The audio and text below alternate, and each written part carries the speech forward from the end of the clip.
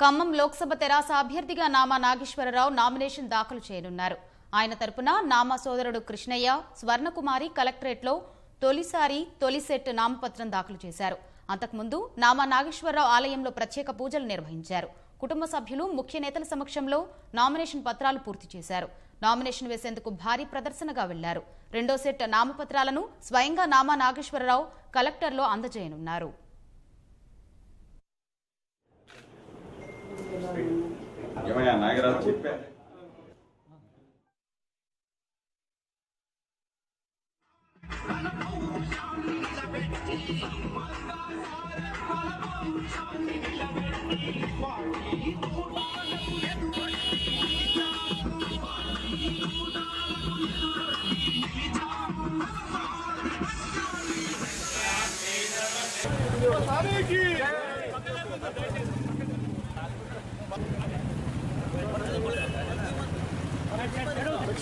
స్వామికి జై చెప్పు అందరూ.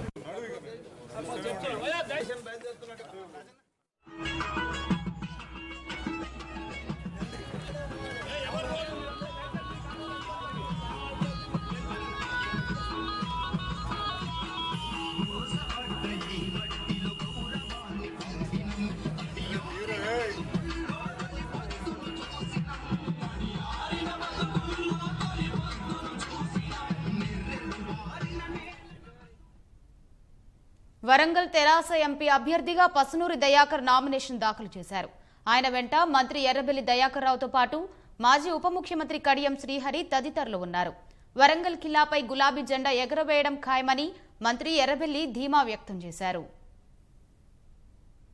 కేంద్రంలో ఉన్న పరిస్థితిని చూస్తే ఈరోజు కాంగ్రెస్కు కానీ బీజేపీకే కానీ పూర్తి మెజార్టీ వచ్చే అవకాశం లేదు. గౌరవనీయులైన కేసీఆర్ గారి నాయకత్వంలో ఈరోజు ఫెడరల్ ఫ్రంట్ ద్వారా కంపల్సరీ మన 16కు 16 గెలిస్తేనే నిజంగా మన తెలంగాణ బాగుపడుతుంది, అదేవిధంగా మన దేశం కూడా బాగుపడుతుందని నేను కోరుకుంటున్నా. 2 పార్లమెంటు సీట్లతోటి తెలంగాణ ఎట్లొస్తుందని, కానీ 2 పార్లమెంటు సీట్లతోటే తెలంగాణ సాధించాడు. ఇలా 16 సీట్లు చేతిలో పెడితే ఢిల్లీలో చక్రం తిప్పే నాయకుడిగా మన కేసీఆర్ గారు తయారవుతారు. రాబోయే రోజుల్లో తెలంగాణకు ఢిల్లీలో పెద్ద పీఠం రాబోతున్నది. ఇన్ని రోజులు ఢిల్లీలో వెళ్ళిన వాళ్ళు కూడా చంద్రబాబు గారు నేను చక్రం తిప్పినా అని ఆ రోజు చెప్పారు. ఆయన చక్రం తిప్పి ఏం తెచ్చింది ఏం లేదు. కానీ ఈ రోజు ఈయనే చక్రం తిప్పుతాడు. ఢిల్లీ పీఠం మీద కూడా ఈయన కూర్చునే అవకాశం ఉంటుంది. కాబట్టి తెలంగాణ ప్రజలందరూ కూడా 16 సీట్లు కూడా బహుమతిగా ఇవ్వాలనేదే మా విజ్ఞప్తి. సికింద్రాబాద్ లోక్సభ తెరాస అభ్యర్థి తలసాని సాయికిరణ్ యాదవ్ నామినేషన్ వేసేందుకు బయలుదేరారు. నానమ్మ లలిత, తల్లిదండ్రులు శ్రీనివాస్ యాదవ్, సువర్ణ ఆశీర్వాదం తీసుకున్న సాయికిరణ్ వెస్ట్ మారేడుపల్లిలోని తన నివాసం నుంచి ప్రదర్శనగా వెళ్లారు. మంత్రి తలసాని కుమారుడు చిన్న వయసులోనే పార్లమెంట్ అభ్యర్థిగా బరిలో నిలిచారు. అతని విజయంపై శ్రీనివాస్ యాదవ్ ధీమాగా ఉన్నారు.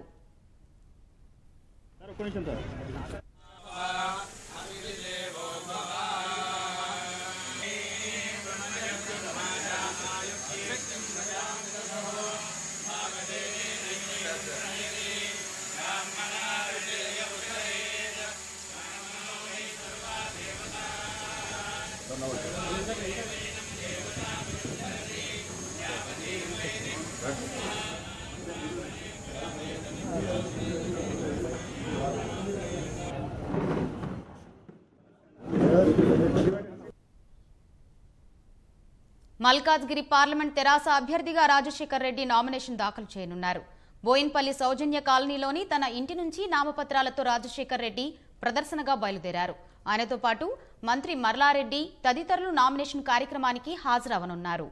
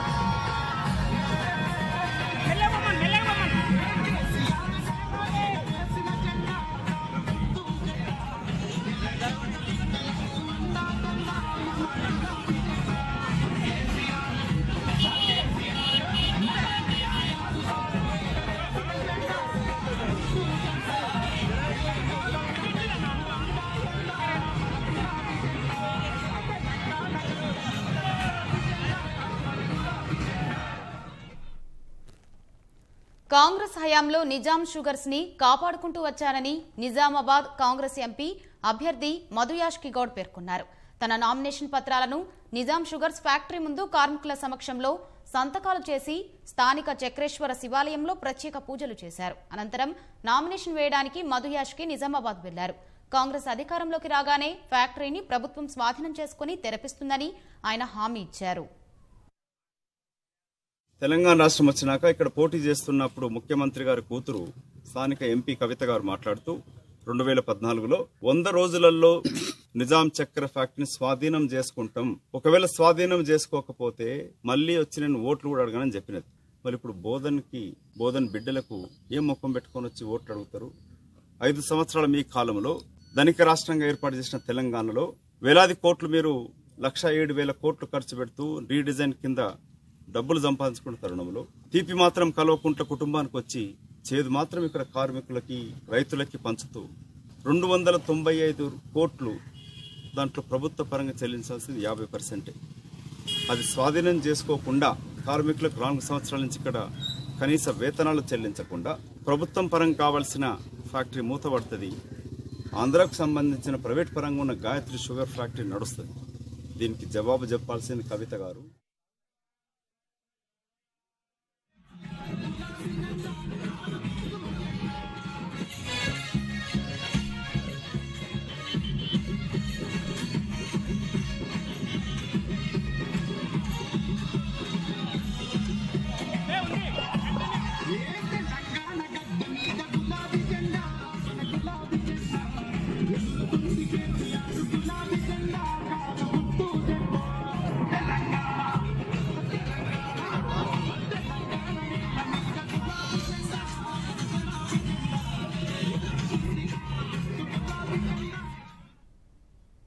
పంటలకు మద్దతు ధర సమస్యను జాతీయ స్థాయికి తీసుకెళ్లాలన్న ఉద్దేశంతో నిజామాబాద్ జిల్లా రైతులు నామినేషన్ల రూపంలో నిరసన వ్యక్తం చేస్తున్నారు.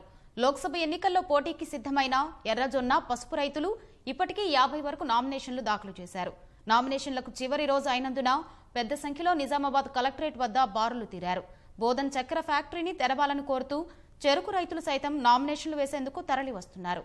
అధికారంలోకి వచ్చాక 100 రోజుల్లో షుగర్ ఫ్యాక్టరీని తెరిపిస్తామన్న తెరాస నేతలు కనీసం పట్టించుకోవడం లేదని రైతులు వాపోతున్నారు. రైతులు అంతా ఈ రోడ్డు మీద పడ్డ కారణము నువ్వే. రైతులు ఇంత గోడుగా వినిపిస్తే సుఖ నీకు చెవుకెక్కలేదు. జీవన్ రెడ్డి, ప్రశాంత్ రెడ్డి 2 కాన్స్టిట్యూషన్లు మరీ ముక్కు తిప్పలు పెట్టి ఊర్ల పొట్ట తిరుగుతుండ్రు. ఎందుకు తిరుగుతుండ్రు? ఇవాళ నామినేషన్లు పడుతున్నాయి, రైతులు యాదికత్తుండ్రు. 20 రోజులు రోడ్ల మీద అంటే యాదికి రాలేదు. మా భార్యలు మేము గొలగొల వేడినాం. ఇవాళ 1600కు తెచ్చిన కారణం మీరే. జీవన్ రెడ్డి, ప్రశాంత్ రెడ్డి, కవిత. పస్ బోర్డు ఏర్పాటు చేయకుండా 4,000 ఉన్నటువంటి ధర 10,000 రాకుండా ఓట్లు అడగని చెప్పారు. మరి ఇప్పుడు 10,000 ధర ఎక్కడికి వచ్చిందండి? కేంద్ర ప్రభుత్వం బోర్డు అంటున్నారు. మీరు రాష్ట్ర స్థాయిలో బోనస్ ఇవ్వచ్చు కదా, మీరెందుకు మాట్లాడలేదు? రాష్ట్ర స్థాయిలో ఎందుకు చర్యలు తీసుకోపోతున్నారు? కాబట్టి ఏ సమస్య కూడా పరిష్కారం చేయకుండా కేవలం నామినేషన్ల నుంచి విత్డ్రా చేయించడానికి జరుగుతున్న కుట్ర తప్ప ఇంకోటి కాదు. నిజాం షుగర్ ఫ్యాక్టరీని అధికారంలోకి వచ్చిన తర్వాత 100 రోజులలో తెరిపిస్తా అని చెప్పినటువంటి మన కేసీఆర్ గారి కూతురు కల్వకుంట్ల కవిత గారు, మా నిజామాబాద్ ఎంపీ గారు అధికారంలోకి వచ్చినాక 100 రోజులలో ఫ్యాక్టరీని మూసివేయడం జరిగింది.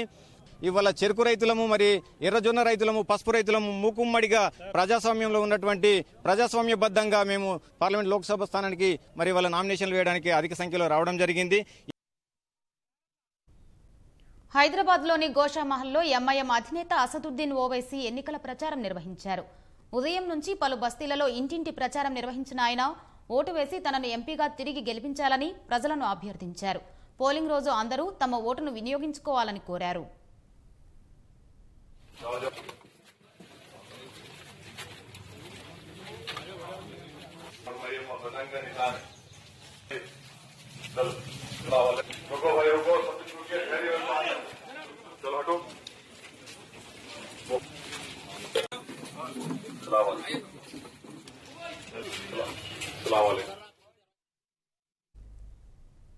మల్కాజ్గిరి కాంగ్రెస్ ఎంపీ అభ్యర్థి రేవంత్ రెడ్డి కూకట్పల్లిలోని ఐడియల్ చెరువు ప్రాంతంలో ప్రచారం నిర్వహించారు.